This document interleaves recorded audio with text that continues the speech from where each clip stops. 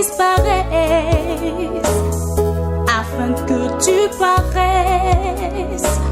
Fais de moi un vase d'honneur par lequel tu agis. Oh, esprit de sagesse, esprit de science et de piété. Hello et bienvenue dans le Lundi Pro. Nous sommes bien sûr dans la suite sur la série Reconnaître les saisons de sa vie professionnelle ou dans les affaires.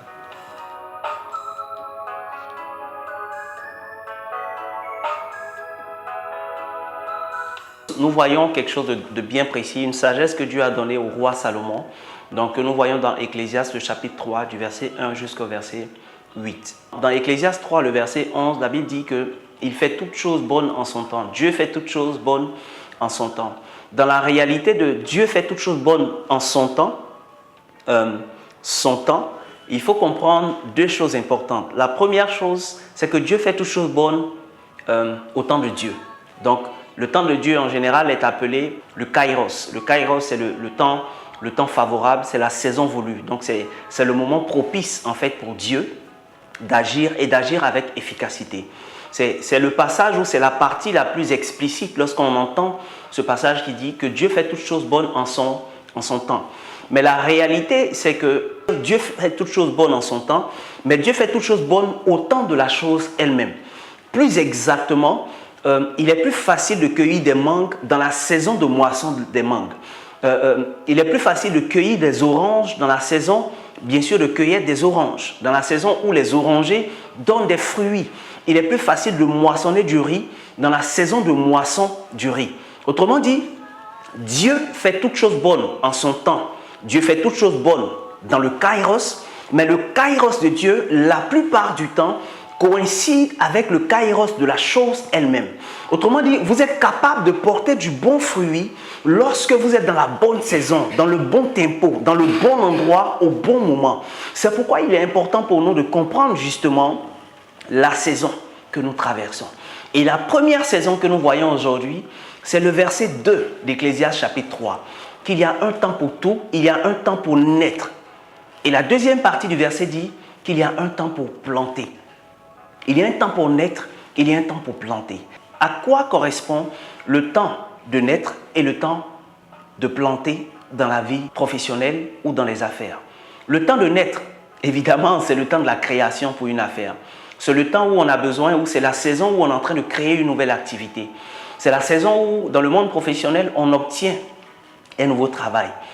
On vient de signer son CDI, on vient de recevoir sa confirmation, ou même on vient de recevoir sa lettre d'embauche, qui est en fait une lettre d'essai, ou simplement, on est déjà en entreprise, on est déjà affermi en entreprise, mais on vient de recevoir une promotion, donc un nouveau poste, ou alors la gestion d'un nouveau projet.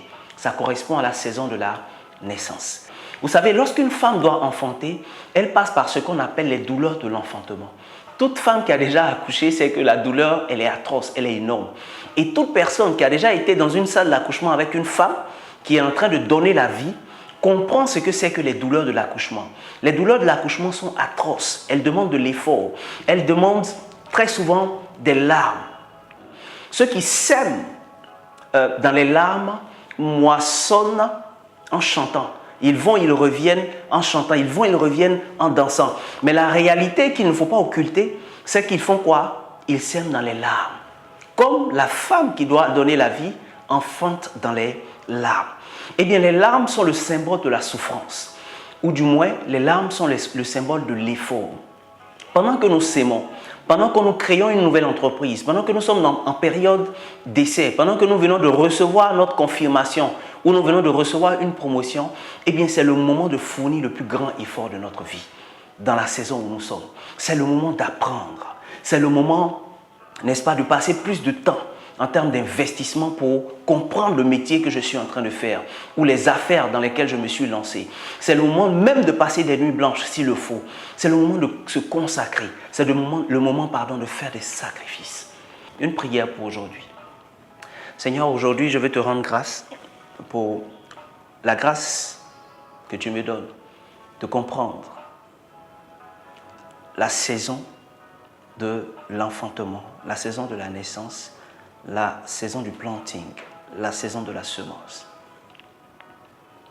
Merci de me faire comprendre dans cette entreprise que ces efforts énormes que je fournis, le fait qu'on me fasse faire des heures supplémentaires sans qu'on ne me les paye, le fait que je sois obligé de faire un travail qui n'a rien à voir avec ma fiche de poste, le fait que je sois aujourd'hui, en plus de mon travail, en train d'être assistant de telle ou telle autre personne, en train d'être investi dans tel ou tel autre projet, merci de me faire comprendre aujourd'hui que c'est une saison de semence, c'est une saison d'enfantement qui nécessite que je fournisse ces efforts et des fois avec des larmes.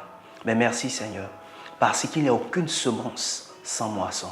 Merci Seigneur, parce qu'il n'y a aucune douleur d'enfantement sans l'activité elle-même d'enfantement, sans la vie de l'enfant qui est donnée. Je te rends grâce Seigneur. Je te dis merci pour le courage et la force que tu me donnes de traverser cette expérience avec dignité, avec force et avec courage. Dans le nom de Jésus de Nazareth. Amen. Merci de votre attention et à lundi prochain pour la suite. Dieu vous bénisse. Bye. Oh, esprit de sagesse, esprit de science et de piété.